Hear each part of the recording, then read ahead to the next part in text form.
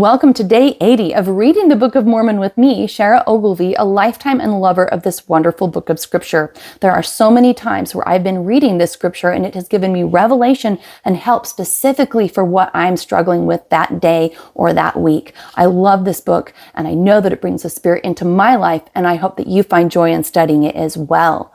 All right, today we are on Mosiah Chapter 10, and this is a story within a story, and we are on the second chapter in a row of this kind of like story within a story, where we're picking up right where we left off with the record of Zeniff. And let's go ahead and just get back to the narrative. Zeniff, of course, is talking about his history with the Lamanites as his people came under bondage with them. So, okay, in this chapter, King Laman dies, which is the Lamanite king that they're under bondage to. His people, the Lamanites, are wild and ferocious and believe in false traditions, but ultimately in this chapter, Zeniff and his people continue to prevail and hold off those Lamanite forces. Verse 1, it came to pass that we again began to establish the kingdom, and we again began to possess the land in peace. Because, of course, in the previous chapter, they had had war with the Lamanites, but they were fortunately able to repel them. And I caused that there should be weapons of war made of every kind, that thereby I might have weapons for my people against the time the Lamanites should come up again to war with my people. And I set guards round about the land, that the Lamanites might not come again unawares and destroy us. That thus I did guard my people and my flocks, and keep them from falling into the hands of my enemies. So one thing that I really like about chapters regarding war in the Book of Mormon is I really feel like war, although war is awful and none of us like it and we wouldn't ever want it, it's a good like metaphor or allegory for a lot of the struggles we have in our life. So you know it's easy to say I'm having a battle with this, or I'm really warring with this in my life. Battle is a great metaphor for intractable difficulties that we're up against. So if you don't connect with this story in terms of like actual warfare, you can think of it more on a metaphorical sense about how you need to be prepared, or how, there are evil forces that can attack and what you can do to repel that, whatever. You can think of it metaphorically. It's actually describing a real war, but there are many lessons that we can learn in our lives, even when we're not engaged in an actual like war. We engaged in metaphorical wars all the time though. All right, verse 3, it came to pass we did inherit the land of our fathers for many years, yea, for the space of 22 years. But as I'm saying, metaphorically speaking, if you look at the fact that they're having peace for a minute, but what did they do? Well, they worked hard to be prepared against the time that they would have to come to battle. So they weren't naive, even though they were in a place of peace. They were aware that the enemy can still come and cause mayhem. And that's an important metaphor in our lives. If we're in a place of relative peace and prosperity, we should not slacken our hand, but still be prepared against the time that the enemy might come in to harm us, whatever that might be. So if we need to make preparations financially for a time where there might be problems, or make preparations spiritually for a time where there might be some struggles, whatever it is, during times of peace is the time to prepare for times where there's not peace, right? A very good principle. I did cause that men should till the ground, and raise all manner of grain, and all manner of fruit of every kind. And I did cause that the women should spin, and toil, and work all manner of fine linen, yea, and cloth of every kind, that we might clothe our nakedness, and thus we did prosper in the land.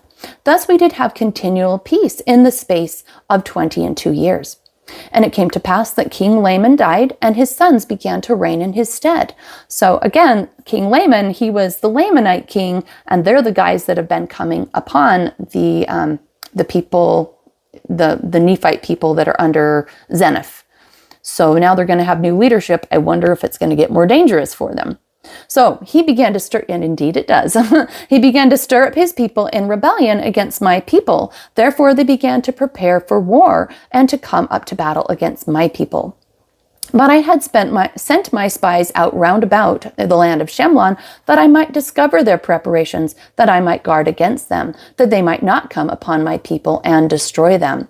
And it came to pass that they came upon the north of the land of Shilam with their numerous hosts, men armed with bows and with arrows and with swords, with scimitars and with stones and with slings. And their heads were shaved, and they were naked, and they were girded with a leathern girdle about their loins. So that must have been a pretty startling vision to see these guys wearing pretty much just a loincloth with shaved heads, and then carrying all these kinds of weapons, right?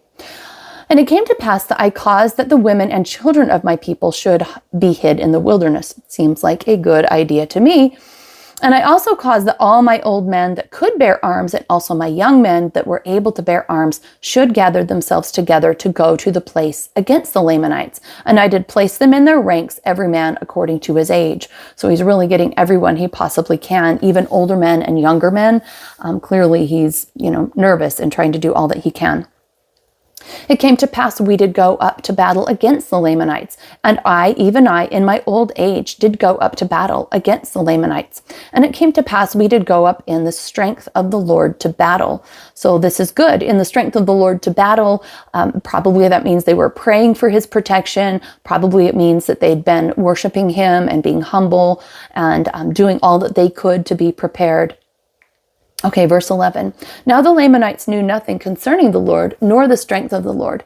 Therefore, they depended upon their own strength. Yet they were a strong people as to the strength of men. They were a wild and a ferocious and a bloodthirsty people, believing in the traditions of their fathers, which is this, believing that they were driven out of the land of Jerusalem because of the iniquities of their fathers, and that they were wronged in the wilderness by their brethren, and that they were wronged while crossing the sea, and again that they were wronged while in the land of their first inheritance, and after they had crossed the sea, and all this because Nephi was more faithful in keeping the commandments of the Lord. Therefore he was favored of the Lord, for the Lord heard his prayers and answered them, and he took the lead of their journey in the wilderness. And his brethren were wroth with him, because they understood not the dealings of the Lord, and they were wroth with him upon the waters, because they hardened their hearts against the Lord. And again they were wroth with him when they arrived in the promised land, because they said he had taken the rulings of the people out of their hands, and they sought to kill him. And again they were wroth with him, because he departed into the wilderness as the Lord had commanded him, and took the records which that were engraven on the brass plates, for they said that he robbed them. And thus they have taught their children that they should hate them, and that they should murder them, and that they should rob them and plunder them, and do all they could to destroy them. Therefore they had an eternal hatred towards the children of Nephi. So we'll pause there. So if you have not listened to the initial chapters of the Book of Mormon, you might be a little unsure what that was all about. But basically, the Lamanites and Nephites are these two groups of people that thread through the entire Book of Mormon. And it starts off, Nephi and Laman are brothers, and they don't see eye to eye. Nephi's very righteous, Laman is not. He rebels, and ultimately when their father dies and they end up having their own children and kind of creating their own communities, they end up Laman wants to kill Nephi, and Nephi's warned in a dream, and Nephi and all of his people leave. But Nephi before that, he ended up being a ruler. And Laman was very bitter because he was the older brother. And so he believes that time after time after time, all these years growing up with dad, that Nephi always got favored because, Nephi was righteous and things worked out for Nephi. So Laman was permanently bitter about that. And that was at this point hundreds of years ago, but it just goes to show how much prejudice and hatred and tribalism can be handed down from father to son, year after year after year, reciting these stories of hatred and how damaging that is. That's why it's so, so, so important to forgive, to realize that whatever you've been harmed, work it out with that person and move on, but don't keep echoing the story over and over so that then your hurt becomes someone else's hurt, and that becomes their embitterment, and then it becomes their vendetta. That has really, really harmed the communities of the Lamanites and Nephites because they never let it go. So now, just because a few hundred years ago it went better for one of the brothers than the other, this community of Lamanites are permanently bloodthirsty and angry, we want to kill you, Nephites. So very, very cautionary, the importance of finding peace within your own heart, even when you've been wronged, which we all are, is so important so that these kinds of things do not happen. All right, so back to verse 18. For this very cause has King Laman, by his cunning and lying craftiness and his fair promises, deceived me.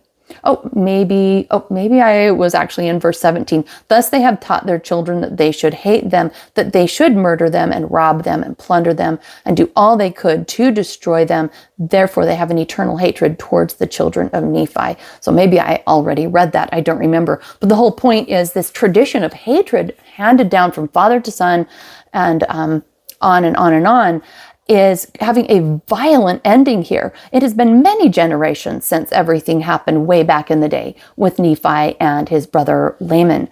But there is this horrible hatred from the Lamanites towards the Nephites. It's so sad. For this very cause has King Laman, by his cunning and lying craftiness and his fair promises, deceived me, that I have brought this my people up into this land, that they may destroy them. Yea, and we have suffered these many years in this land. It sounds like Zeniff is really regretting, so kind of like naively being willing to live in peace with the Lamanites. You can't really blame him, though. I mean, he was trying to see the good in the king of the Lamanites. He really thought they were great people, but he didn't realize how much prejudice and hatred there was. And when it gets stirred up, also with a motive that, hey, if we hate them and, subject them, we can also tax them. That's going to be great. So you mix some generational hatred along with motives, and presto, you have a nasty situation on your hands. Okay, and now I, Zeniff, after having told all these things unto my people concerning the Lamanites, I did stimulate them to go up to battle with their might, putting their trust in the Lord. Therefore we did contend with them face to face. And it came to pass we did drive them again out of our land, and we slew them with a great slaughter, even so many that we did not number them. And it came to pass we did return again into our own land, and my people again began to tend their flocks and to till their ground. And now I, being old, did confer the kingdom upon one of my sons. Therefore I say no more, and may the Lord bless my people. Amen. So again, we've got quite a few more chapters of this story within a story about these people of Zeniff. I look forward to learning more of what happens. It continues to go kind of crazy, but it's a really fascinating story. I hope that you are finding something interesting in this chapter. If you want to drop in the comments something that you liked, please feel free to do so, and I will see you next time.